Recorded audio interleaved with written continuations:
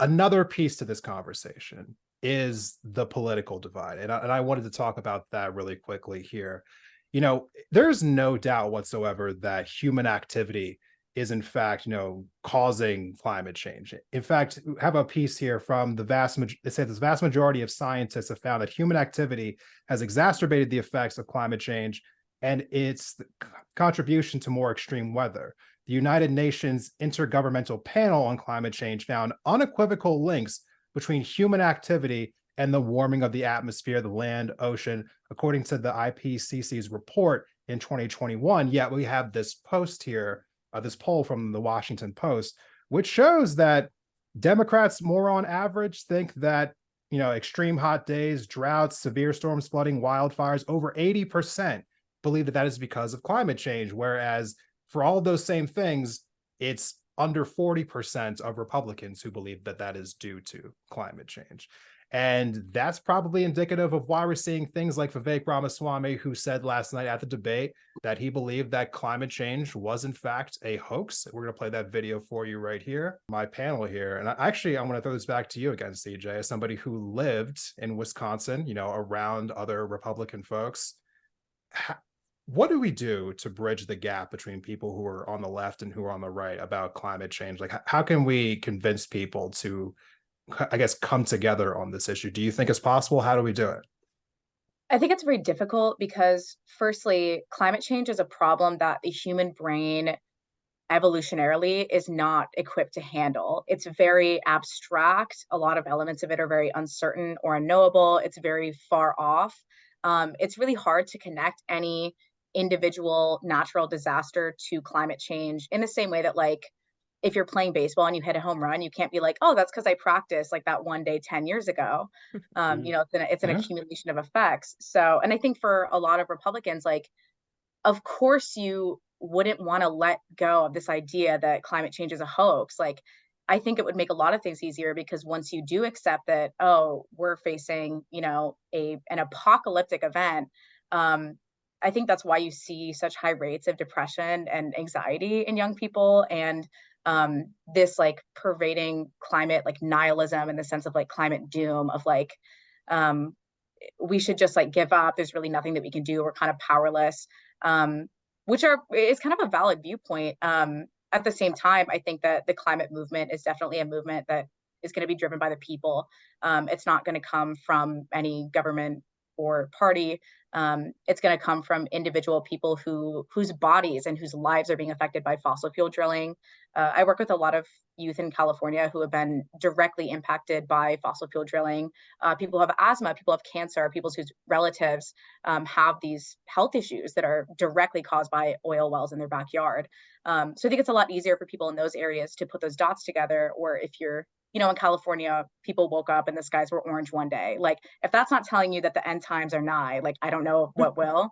But living in Wisconsin, an area that has more natural defenses to a lot of parts of the climate crisis, I can see how it would be easy to tell yourself that that's not happening. But again, I think that there's a lot of things that can bring everyone together. Everybody wants clean air, clean water, Yeah. food not killing them, microplastics that aren't in their bloodstream and in fetal tissue. And I think bringing it back to those things of like how the climate crisis is affecting each of us individually, affecting our bodies, affecting our lives. That's something that I think can bring people together in a way that sort of high level political concepts are more difficult, especially because a lot of people across the country are very dependent on the fossil fuel industry. Like, there's a lot of areas Yeah. where their entire economy is based on, coal mining or oil drilling. So it's really hard to tell people that they need to abandon this industry, because once that industry abandons them, they kind of have nothing left. So I think it's also really important to support, working class people who are employed in the fossil fuel industry who have nowhere else to go. It's easy to say like, oh, just work for a solar company and get all of the education, the resources that you need to be able to do that. But I think those people do need a lot of support in this transition, because no matter what, we're going to run out of fossil fuels. I mean, whether we decide to stop using them or not, it's not a renewable resource. I think we might No. have already passed the peak of production. So we're going to have to make this transition no matter what. It's just kind of a matter of when and how bad it's going to be before we do that. Yeah, I want to speak to this a little bit too, because as somebody who lives in a red state, it's I have plenty of people who I know in my life who are Republicans. And in the state of Montana, the one thing that I think that does bind everyone together is the fact that people love the outdoors here. And so I think it's just about how you frame these conversations. I don't think it's completely as hopeless as it feels when you see a poll like the one we put on the screen a little bit ago. I mean, people, like you were saying, CJ, people want clean air, clean water. And I think it's just about presenting some of those particular facts. I think the microplastic that, as you mentioned, that really does shake people when they hear about microplastics being in like the bloodstream of their children, which as somebody who had on the Plastic Foundation, which was, I really appreciate them coming on the show earlier this year, really illuminating stuff, just how pervasive it is. It's mind-boggling to me. We have a patch of plastic that is that's twice the size of Texas, that is floating in the Pacific Ocean right now.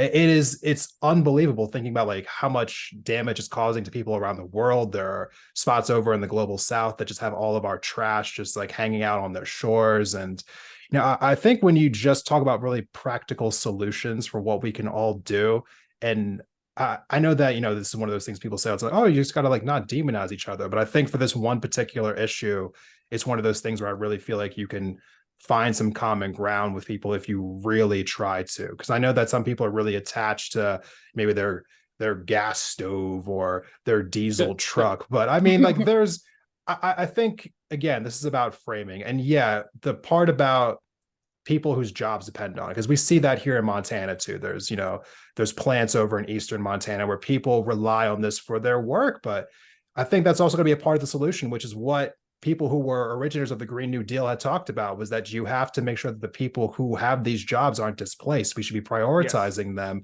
making sure that they are financially stable and finding them new jobs while we are transitioning from fossil fuels. Because it's not going to be around forever. I mean, not just that, but I mean, even something like water. We have pumped, I think, 90% of the groundwater out of certain spots in the world. And now the Earth's axis is shifting. So, I mean, we really need to be finding ways to address this. And as much as it's like a doomerism conversation, we can't let it become that, because there's too much at stake for us to essentially punt on this issue. Yeah, I hadn't heard about the Earth's axis shifting. I'm not going to look into it because that sounds terrifying. But the one thing you mentioned about talking to the right on this issue is that what CJ said is correct about how the human brain is not built to process something this complex and this expansive.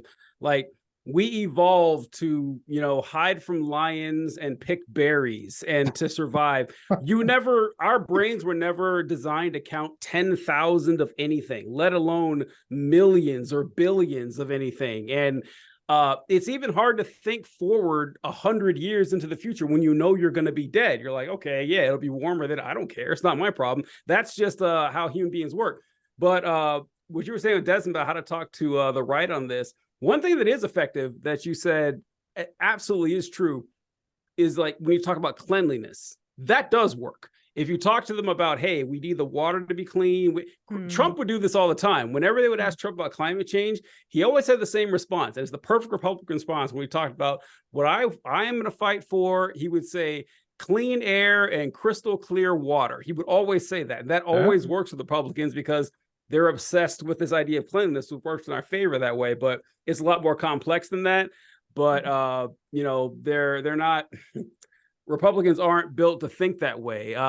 Like we mentioned, Vivek Ramaswamy talking about how climate change is a hoax. And one of Donald Trump, when he first ran in 2016, he would always talk about how global warming is the Chinese hoax. And it's just something that happens all the time. And it's also difficult structurally because it's a lot more than just people don't understand climate change. And when you start talking about, greenhouse gases and carbon emissions, how people's minds get lost. There's also like a structural problem with it, because we mentioned in the last segment about how a lot of this is tied to our financial system and our grid and everything. Yeah. And the United States economy has no interest in tackling climate change with the petrodollar, because oil that's bought, from OPEC, whatever, can only be bought with American dollars. So if we break away from that, it will hurt our economic system. Like, it will. There's no way around it. So if you're like, we were shitting on Biden rightfully earlier, but he's looking at, oh, am I gonna, cripple part of the economy to help people? I'm gonna be dead in 10 years. Like, that's just how it's gonna work. And also, this is something that I wish there was a solution to this. I've been looking for one for my entire life, but the left has a problem with dealing with reality that the right does not. And that makes the right more fun. It just is. So, it's true. And so, we have these conversations about, climate change, and, the temperature is going to rise by 2 degrees Celsius in the next 150 years. Meanwhile, Republicans are saying, hey, how come I can't say the R word on Twitter? That's a much more fun conversation. They're having a better time. And so it's difficult for us. We have our work cut out ahead of us. And even like with like words and stuff, we're talking, hey, that word you've been using since you were 13, it's kind of problematic. That's not a conversation anyone wants to have, but Republicans aren't bound by anything like that. So if they do it with speech, they do it with the economy, they're definitely going to do it with something that's vast and expansive as climate. So we got our work ahead of us, which is why I had like the doomer take last time. But I try to look for the silver lining, but it's very difficult. So I think TJ is advocating for us to, kind of do the thing where you get the bat and you tie the Bible to it and then you beat up the Barbie house. I mean, yes, exactly. which is what we've seen recently. Erica, is there some kind of equivalent for that on the left? I'm kind of lost. I don't even know the reference that you guys are talking about. Greg so Locke. I don't know. Let's talk about Pastor Greg Locke. Oh shit. Yeah, I don't know. I don't want to be. I feel like you guys are all leaving a lot of space for being able to convince folks on the right about climate change. I guess I'm very fucking cynical in that regard. Like, oh, give us the cynical take. Give it to us. I mean, I think people are going to burn to death in their own homes saying that, no, this is a cyclical thing that the environment does. This is God's plan, because they're so once they've bought that lie, admitting to themselves that it was a lie and that they fell for it is going to be harder, and very, very fucking unpleasant. I think that so many people are lost to climate change denial.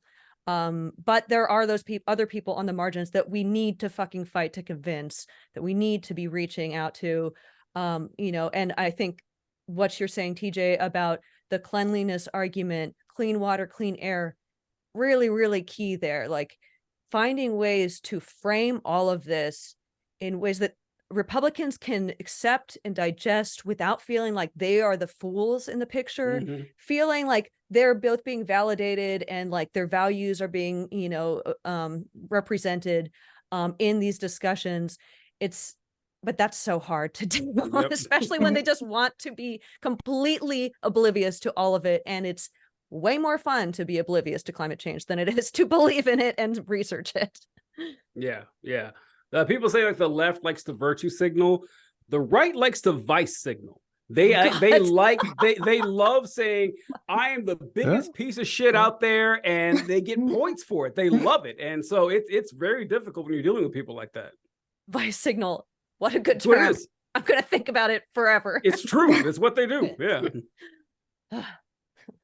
I have a hard time blaming the Republican Party for climate change denialism, because so much of it comes from specifically fossil fuel corporations spending millions and millions specifically on brainwashing not only Republicans, but everyone. I mean, obviously it started with climate change isn't real. If you believe that, you're crazy. But today it looks like the trend behind people trying to reduce their individual carbon footprint and try to shift the blame from, there is a very specific, small number of corporations and individuals that are protecting their own financial interests at the expense of literally all life on Earth. And they're trying to shift the blame from them to individual people and saying like, well, you're just as responsible for the climate crisis because you drove your car to work, or like you used a plastic straw. Yep. And I think that like that's also a lie that like people have kind of bought into, which isn't to say that, you know, you should run out and throw garbage in the streets. But also like I feel like it's important to keep in mind like who specifically is responsible for the climate crisis and who is responsible for that kind of like brainwashing. Because again, I feel like it's very easy to get sucked into that fantasy of like, well, it's cyclical and I'm okay and my kids are going to be okay and my community is going to be okay. I feel like it's very hard to like try to get someone to break out of that. Yeah, and I think actually, if we were to actually hold the fossil fuel industry, the fossil fuel companies accountable for the lies that they've told the public, the way that they have profited for decades off of telling these lies to people and making people believe that you're safe, while they're burning down our fucking planet. I mean, if that was to actually materialize, maybe there would be a more a groundswelling of a mental shift about these things. Maybe Republicans would start to wake up to, oh, they were lying to me this whole time. But yeah, I don't know. I feel like that's a long shot. Yeah.